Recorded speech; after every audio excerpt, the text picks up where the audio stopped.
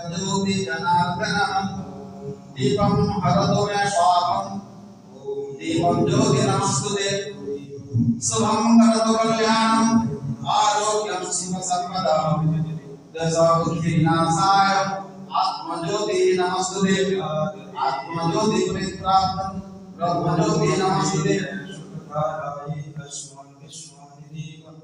वरुणानि विद्वान् युष्मजुराणवेनो वैष्णवे नवोदिविदेव ओम विश्वानि देव सवितद्दुरितानि पराशो यद्रुद्रं तन्न आशोभ ओम हिरण्यगर्भः समगतताग्री भूतस्य जातः पतिरीकाशि सदाधारं चिरिभ्यां देवं कस्मै देवाय हविषा विधेयम् ओम यात्मदा वरदा यस्य विश्वोपासते प्रशिषं यस्य देवाः यस्य छाय अमृतं यस्य मृत्योः कस्मै देवाय हविषा विधेमम् ओम आब्रह्मन् ब्रह्मणो ब्रह्मवर्चसे जायताम् आराष्ट्रे राजन्य सुरक्षभ्यो अधिव्याधिमहारथो जायताम् दुग्धीरे दुर्गुणानवानसु सप्ति पुरंदरी साजस्वरतिष्ठाः छवे युवासजमानस्य गिरो जायताम् निकामिनः पर्जन्यवर्षतो फलवत्यनो सदा पर्यन्तं योगक्षेमणः कल्पताम् ओम भूर्भुवः स्वः तत्सवितुर्वरेण्यम्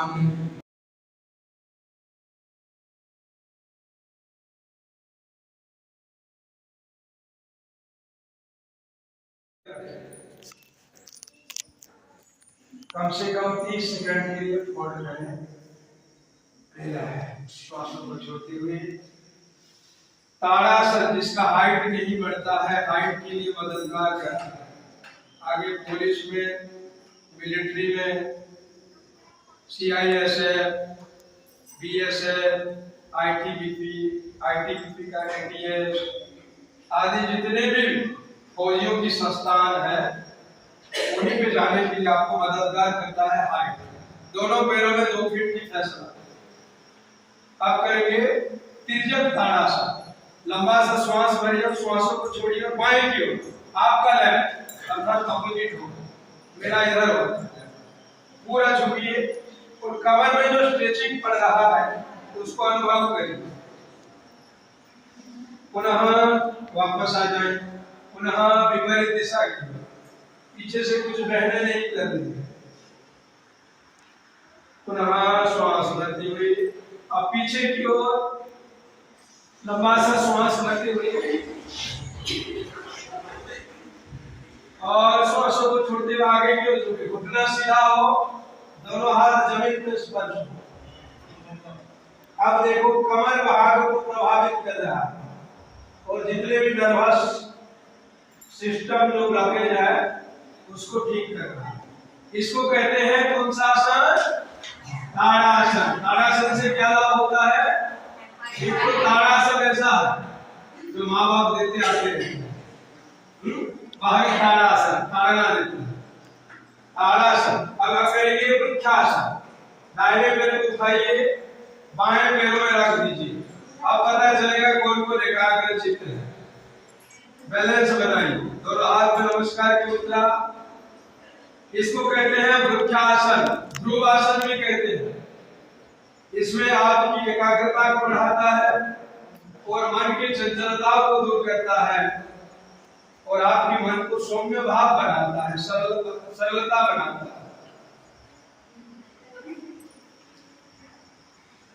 धीरे धीरे वापस आ जाए। कम से कम 99% बहनों ने ठीक कर रहे हैं।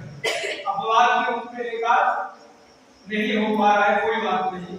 इसको भी जाकर के रोज अभ्यास करें घर में। अब पैरों को बदले, मन जितना एकाग्र होगा यही आसन कर सकते हैं। मैं सर्वप्रथम कहा था कि एकाग्रता के बिना हम कुछ भी नहीं कर सकते हैं। एकाग्रता को कैसे बढ़ाया जाता है? योगासन के द्वारा, प्राणायाम के द्वारा, ध्यान के द्वारा इसका कोर्स सिखाएंगे धीरे धीरे एकदम बैलेंस। अब दोनों हाथ को कमर के पृष्ठ भाग में ले आएंगे, आधा चक्रासन। अब लंबा गहरा श्वास भरेंगे, श्वासों को हृदय में रोकेंगे, गर्दन और कमर को पीछे की ओर मोड़ेंगे और श्वास को कम से कम 30 सेकंड के लिए होल्ड करके रखेंगे। Ready, start, 1 2 3।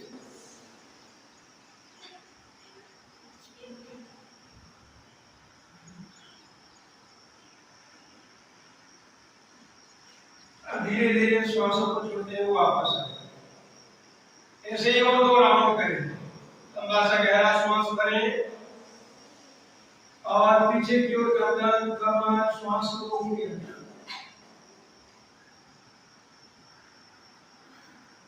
श्वास छोड़ते हुए सीधा फास्ट टाइम।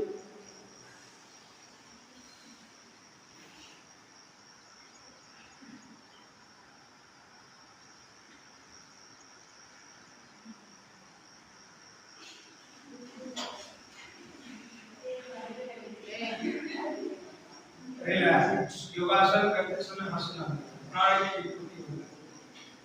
तो इसको कहते हैं अर्ध चक्रासन। अर्ध चक्रासन से बेनिफिट क्या है, लाभ क्या है? आपकी रीढ़ की हड्डी को मजबूत करता है और प्राण वायु को मस्तिष्क की ओर ले जाता है।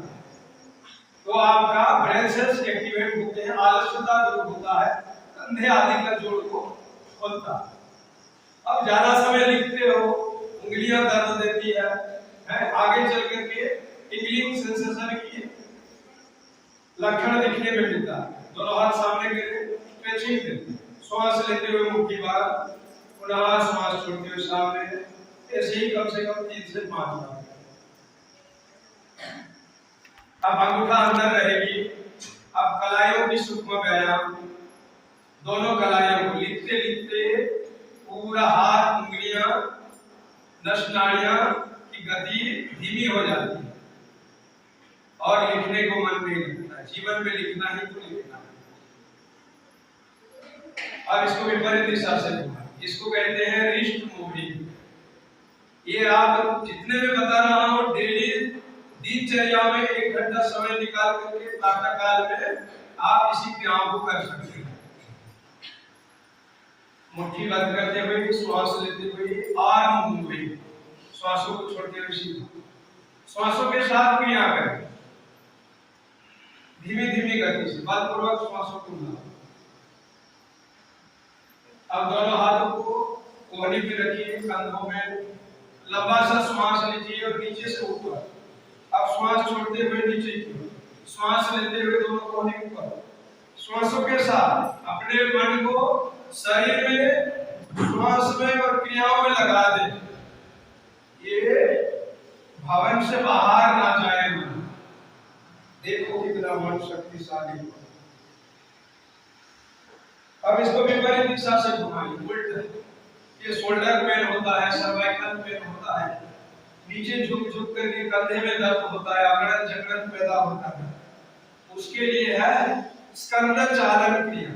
इसको कहते हैं स्कंद। स्कंद माने कंधे, कंधे को चालन करने की क्रिया।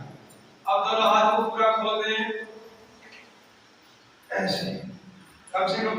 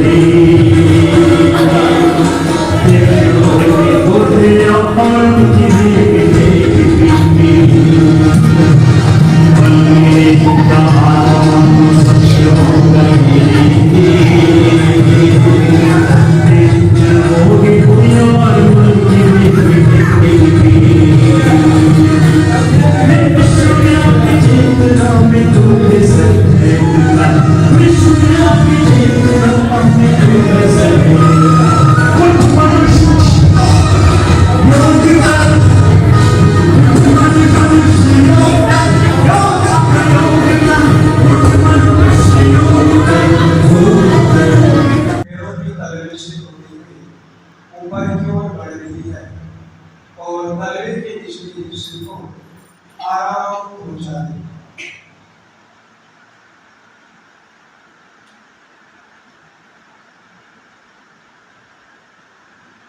बाहर आरोग्यकारी ऊर्जा ऊपर की ओर हमेशा बढ़ रही है। एड़ी, पिंडली और घुटने तक जाते हुए घुटने के निचले हिस्से को आराम पहुंचा दें।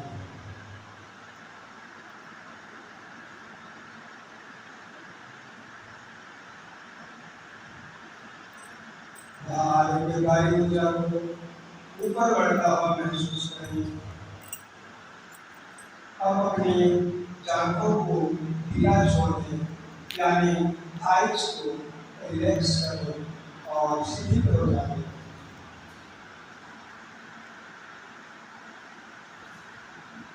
अब अपनी कमर, कुल्ले और पेट की मांसपेशियों को ढीला छोड़ें और तनाव मुक्त हुआ महसूस करें।